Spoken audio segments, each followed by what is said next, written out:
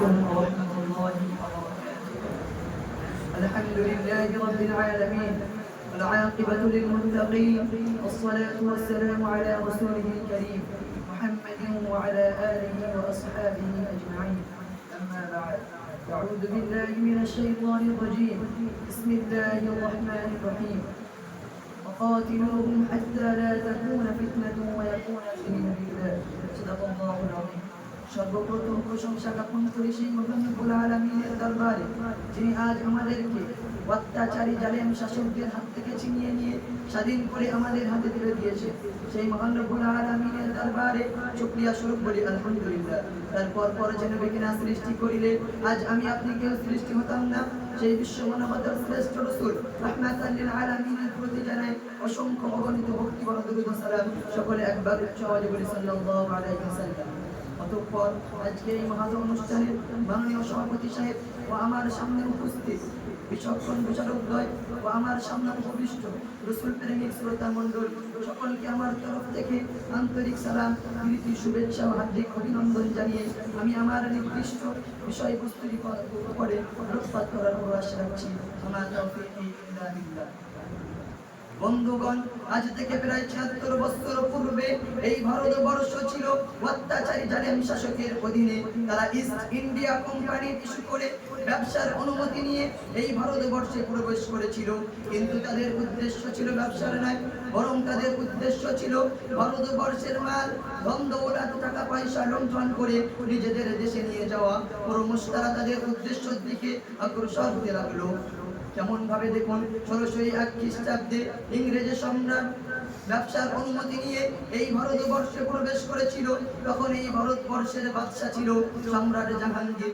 বাদশা তাদের উপরে সুধারণা রেখে এক একটি ইংরেজের প্রতি ৫০০ বর্গ মিটার জমি ন্যস্ত করেছিল। কিন্তু তারা যে ছিল বেঈমান, বিশ্বাসঘাতক, নিমক হারামি ব্যবসাটা জানতেন না।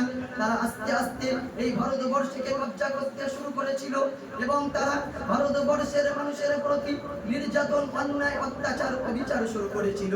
আর তারা এও ঘোষণা করেছিল যে তারা নীল চাষ করতে বাধ্য করেছিল, প্রতি দাঁড়ি পিছু ২.৫ টাকা করে কর বসাতো। আর তারা এও ঘোষণা করেছিল যে ভারতবর্ষের মানুষেরা জন্মগত হিসেবে ভারতীয়, কিন্তু আইন কানুন কৃষ্টি কালচার হিসেবে হবে ব্রিটিশ। আর ভারতবর্ষের মানুষের ধর্মীয় কোনো স্বাধীনতা দেওয়া হবে না। ঠিক সেই মুহূর্তে গা জ্বালা দিয়ে পড়েছিলেন আলেম সমাজ। তখন এগিয়ে জিহাদের জন্য এগিয়ে এসেছিলেন শাহ ওলিউল্লাহ মুহাদ্দিস দেহলভী রাহমাতুল্লাহ আলাইহি। গর্জে ওঠেন তার সুযোগ্য বড় সাহেবজাদা শাহ আব্দুল আজিজ দেহলভী রাহমাতুল্লাহ আলাইহি। ফতোয়া জারি করেছিলেন যে আজ থেকে সাম্রাজ্যবাদী ব্রিটিশের বিরুদ্ধে জিহাদ করা ফরজ। তাই তখন থেকে শুরু হয়ে গেল সাম্রাজ্যবাদী ব্রিটিশদের বিরুদ্ধে জিহাদ। তাই ১৭৫৭ খ্রিস্টাব্দে ভারতের বিখ্যাত বুজুর্গ হাজী ইমদাদুল্লাহ মুহাজির মক্কি রাহমাতুল্লাহ আলাইহির নেতৃত্বে অনেক আলেম ওলামারা তাদের সঙ্গে জিহাদ করে তাদের কাছ থেকে তোপ, কামান, অস্ত্র শস্ত্র ছিনিয়ে নিয়েছিল।